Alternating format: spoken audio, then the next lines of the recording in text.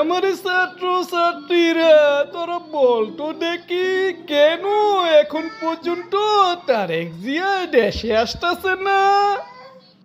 ও sir, বলদার মতো প্রশ্ন করেন কে? আপনি তো একটা বলদ। আপনি কি বিরিয়ানি ছুঁয়া পান্তা ভাত খাইবেন নাকি? এই আর আমি কেউ কি বিরিয়ানি তুইয়া পান্তা ভাত খাইব রে? আমিও বিরিয়ানি খামু। আমি তো আর প্রশ্ন করলাম কি, তুই কস কি? আমার প্রশ্নের উত্তর দে আগে।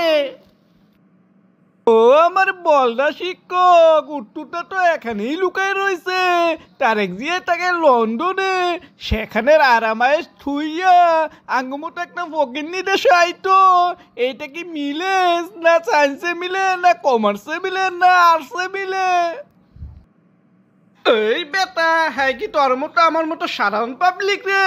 ওই কয়দিন পরে প্রধানমন্ত্রী হইব, প্রধানমন্ত্রী। ওই দেশে আইতে সমস্যা কি রে? এই দেশে যে এই সুযোগ সুবিধা পাইব ওই দেশে পায় রে। ওই বলো।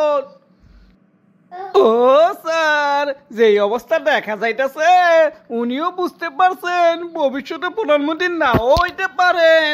এত কষ্ট করে দেশে আইয়া পরিশ্রম করার দরকার কি? যদি কোনো কারণে প্রধানমন্ত্রী হয় তখন আইব, আগে ভাগে আইয়া রিস্ক লইতো না। এই কালু, তোর কথাটা শুনতে গাঁজাখড়ি মনে হইল। এই কথার যুক্তি আছে রে, এছাড়া তো অন্য কোনো কারণই দেখিনি আমরা।